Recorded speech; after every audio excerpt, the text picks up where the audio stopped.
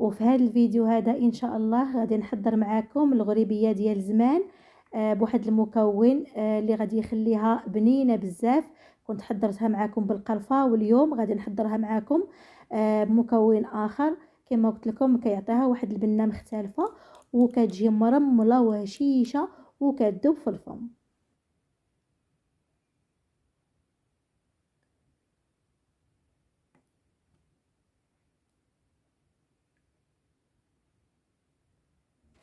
وما تنساوش اخواتي تصليوا على النبي، اللهم صل وسلم وبارك على سيدنا محمد وعلى اله وصحبه اجمعين. ونشوفوا مع بعضياتنا مكونات الوصفه ديال هذا النهار.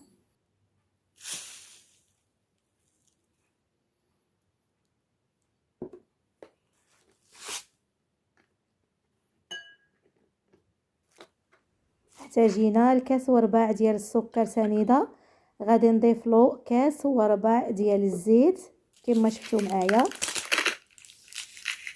وغادي نضيف 7 غرام ديال الفاني.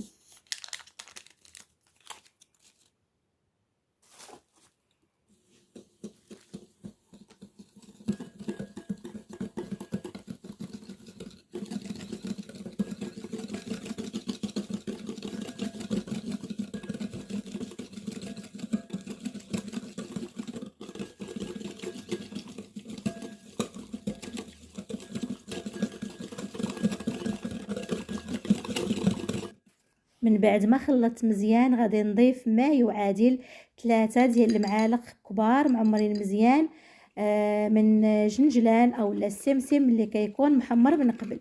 تقدروا تهرمشوه واحد شويه وتضيفوه.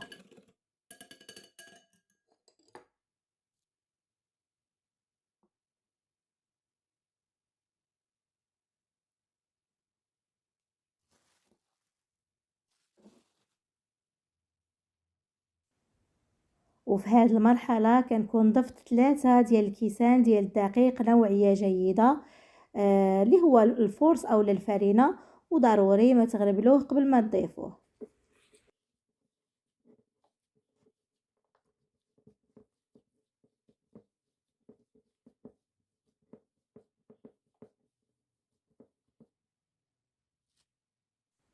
وغادي نضيف ما يعادل 4 كاس اخر من الدقيق مع 8 غرام ديال الخماره.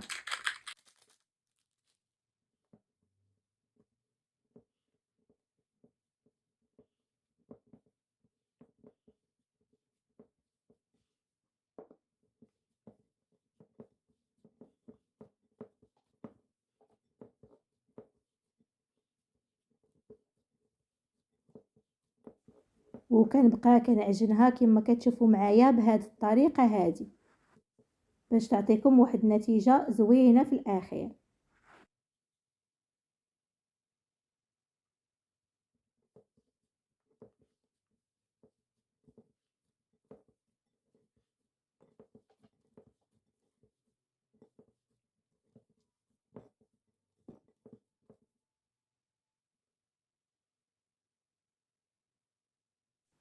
ومن بعد غادي نضيف القليل ايضا من الدقيق، تقريبا 3 ديال الكيسان ونص ما يكونش وافي.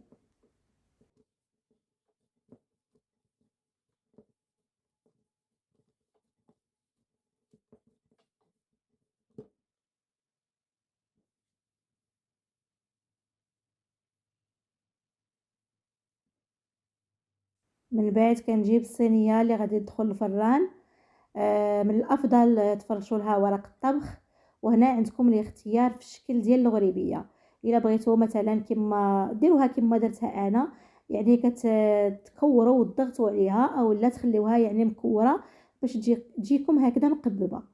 المهم نتوما والذوق ديالكم. صافي كنبدا كنكور، كنضغط عليها واحد شويه وكنحط مباشره في السن اللي غادي يدخل الفران.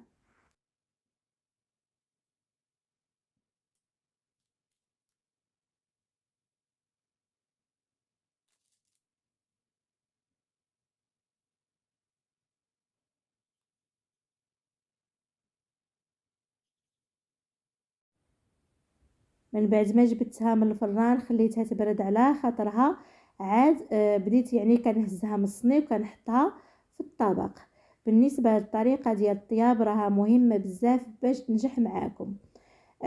اول حاجه بالنسبه للفران خاصكم تسخنوه من قبل تقريبا واحد 15 حتى ل 20 دقيقه على 200 درجه.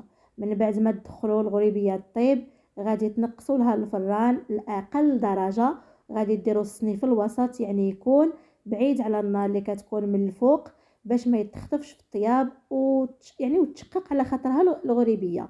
بالنسبه للنار اللي كتكون من التحت حتى هي ما كتكونش مجهده. صافي ما كتاخذش بزاف ديال الوقت، من 8 حتى ل 10 ديال الدقائق وكتكون واجده.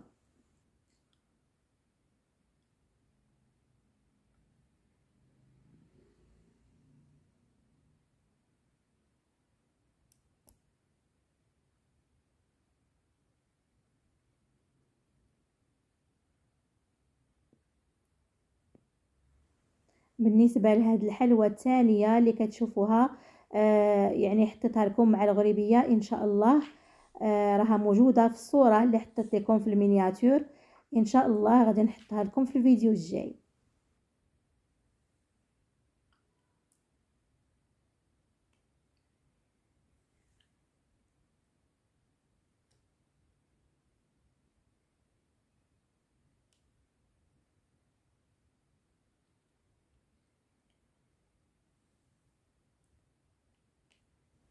صراحة رائعة لشرب الشاي كما كتشوفوا معايا، راها كتفتت واهم حاجة راها كتجي مرملة وهشيشة كما كتشوفوا معايا، والمذاق من اروع ما يكون.